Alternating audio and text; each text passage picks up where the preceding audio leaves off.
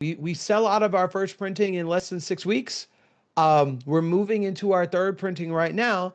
And I was tracking the numbers. I'm like, we're actually doing really well. We're on track to be a New York Times bestseller. But then the New York Times bestsellers list comes out, and there are books that sold less than me that are on the list, but my book ain't on the list. And I go to my agent, I'm like, what gives? What's going on? We did really well. And they say, the New York Times is not strictly sales, it's a curated list. So sales play a role, but someone somewhere with some formula that we don't understand makes a choice about what books are New York Times bestseller worthy. Mm. And that broke my brain a little bit because if I wanted to get Weirdo made into a show, the first thing they're going to say is, well, did it hit the bestsellers list? If a librarian is picking, well, what books are the most popular? Well, did it hit the bestsellers list? When the Scholastic Book Fair is like, what do we need to keep our eye on in order to You're distribute right. and have in the book fairs and then like distribution? Well, did it hit the bestsellers list? So, when Barnes and Noble is like, well, what book are we going to have at the front of the store when you walk in, where you don't even have to go look for it? It's right there. Did it hit the bestsellers list? All of these kind of behavioral things, these kind of social proofs that determine whether a book does well or not, are not actually connected to the sales of the book. They are connected to how some random person that I don't know feels about me and the importance of my story on any given day. And in a world in which less than 5% of published authors are Black, and in the context of me, my publisher, they're the third largest publisher in the world. I love them. Weirdo was the first graphic novel by a Black male writer that they published since the year I was born. They don't see our stories enough No. to know what to do when they get there. And The Uncommons was kind of The Uncommons did really well. We literally made millions of dollars off of that series. I can't call it a failure in any capacity. It's great. But Weirdo is my way of going, okay, we're going to try to go above and beyond. I'm going to play the game with you.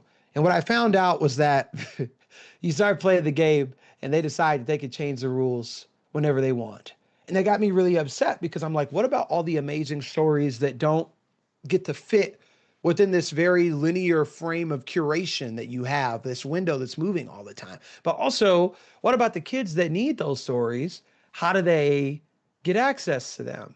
So I think an additional part of Nerds for Literacy is like we're combating the literacy crisis, but also we are shifting the way that book distribution at scale happens.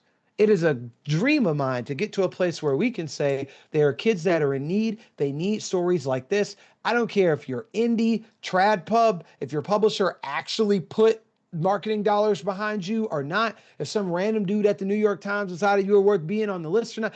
I don't care about none of that. If the book is good and it's creating impact, we have a way to get it into kids' hands. And I think that's the harebrained scheme part of it. We're doing something really positive. We're providing resources, but we're also, I think there's a potential for this to be a wave that kind of democratizes the way that writers and stories can make it into kids' hands outside of this weird monopoly that the school and library system has. Yeah. Have you seen the film American Fiction before? Oh, have I? Such a Oh, great have I? Jeffrey Wright. What a guy. Love his acting. But yeah, that's just one of those films that really teaches you, well, it teaches, I should say, teaches uh other people that you really have to play the game. And unfortunately, a lot of people in the Black community have to dumb themselves down in order to actually sell or do whatever like certain publishers want you to do. Yeah. And that goes for a lot of things, but especially in that film, which was fantastic. Was. But yeah, yeah. Yeah. What else you It's guys? Oh, go ahead. go ahead, I'm sorry. No, no, no. I think like I wanted to make stories to support kids. Yeah. And then I found out, well, if you want to get the story to the kids, there's an entirely different monster that you have to navigate. And that's the publishing industry, but also the US education system, specifically the US literacy education system, which now goes back to what you were saying earlier about All the stuff. the way that our reading education system was designed.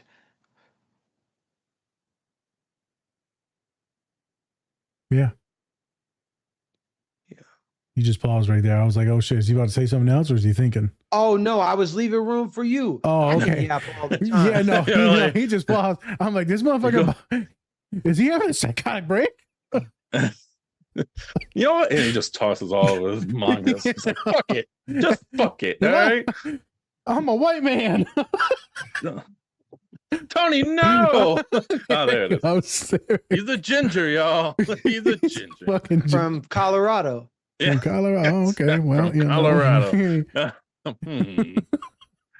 Oh, Rocky Top. Is Rocky Top the Rocky Mountains? No, that's Tennessee. Rockies? That's Colorado, fool. Well, whatever. I'm not a geologist. A geologist. It's a geographer. I know. Geologist. There's bones in them hills. You got anything else for us, Spence? Great question so far. Yeah. I'd love to have this conversation of just what is it about nerd culture and also Black culture that just mesh so well together. I've always wanted to have this conversation. I think it's for me. I think it's a lot of it's outcast looking, Yeah. right? Because a lot of the time people looked at nerds and they're like, "Ooh, you get away from me," right? And then the same could go for Black culture. And I just think that they mesh so well together. And then sometimes when you mesh those two together, you get just you get really bullied on both sides then, right? Because then on one side you get to just be nerdy and have all this fun, but then on the other side they look at your skin color and they go, we don't like you for that. What's your take on just Black culture and nerd culture just meshing so well together? Well, for me, I think it's a partially that sense of otherness, but I also think it's agency. Mm, Um, there was a point in time where the concept of being able to drink from the same water fountain was just as outrageous as being able to go outside and see a dragon. So if you look at it through that lens, it's like Black imagination to me is like the building block of Black joy. You imagine circumstances under which you can be happy before those circumstances become reality. mm, So, nerddom to me is imagination incarnate. If I walk up to you and I say, "There's a dragon outside," and you go, "How big is it? What color are the scales? Can it fly? Is it one of the fire breathing dragons, or is it kind of just chilling with a hoard of treasure?" I think nerddom is imagining, whether we're like in a guild about to go uh mm, what is it? Oh, I know what it is. Whether we're in a guild about to go fight like a manticore or something.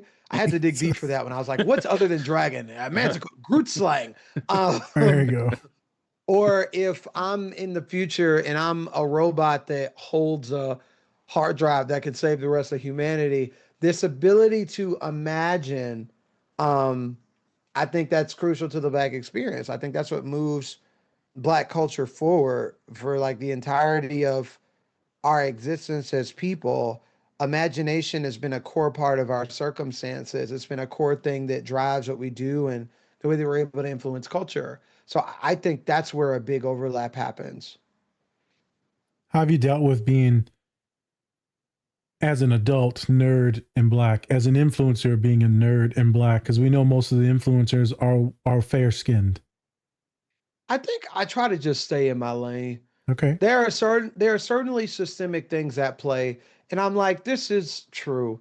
When I get online to make content, I can't turn on my camera and say, "Come with me while I get ready to go to Starbucks," and it like blow up. I can't do that. That's just not, I do not have that privilege. But that's fine. I spend much less time looking at what other people are doing and more time just talking about the stuff that I want to talk about. Facts. Because I will toot my own horn for a little bit. I think that when I'm in my own lane and I'm operating in the center of my zone of genius and fully embracing my confidence, no one else can make what I make. So like I'm like, I'm not really concerned about what y'all are doing or if you're doing the same thing that I'll be doing, because I don't think you're capable of doing the same thing that I do. It's actually a point in time when I started making content, the people are like, "Why are you rhyming all the time?" And I'm like, so that it's a challenge. That's all. I do it to challenge myself. I would actually get really bored if I just got in front of the camera and spoke regularly, because speaking, especially public speaking, is something that comes really easy for me. The rhyming, it makes it feel a little bit more rhythmic, like it makes it more fun for me. Yeah. I'm like, the engaging conversations that we're having are conversations that I'm so well versed in. They don't feel engaging for me unless I make a game out of it. That's how in my lane I am. For Nerds for Literacy, I did a parody of the Wicked song Defying Gravity called saw that. Supporting Literacy. And saw that. I had post-it notes with scribbled in green marker, pasted and taped all over my body as a substitute for green skin. And uh, I didn't have a black hat, so I taped down one of the horns on my hat and tilted it to the side, and then put a do-rag on so that it would pop up like a witch hat. Um, and I remember doing this to be like, no one else is gonna do this. No. No one else is doing this. So what happened? What made you like this, man? It was the vaccines? I'm sorry. It was the Naruto, that dang Rock Lee.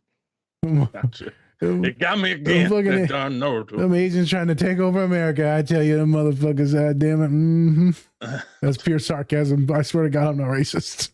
I know. I'm just saying that's what white people are saying, Spence. He's not wrong. So that is a narrative that I've heard. See? I know. I speak of the truth. Learn from me. Jesus. I'm an idiot. Okay. So speaking of public speaking, like, at what age did you find out like you were actually good at public speaking? I took a gamble in the 9th grade. I had a teacher named Miss Hicks. Miss Hicks gave us an assignment. I didn't do the assignment. We were supposed to write it down and also do a presentation. Like, the assignment was a presentation, but you could read from your notes. And I didn't do the assignment, so I didn't have notes. Hey, thanks for watching this video. Check out the full episode on our channel and anywhere you find podcasts. Also, remember to like and subscribe. Whoop whoop!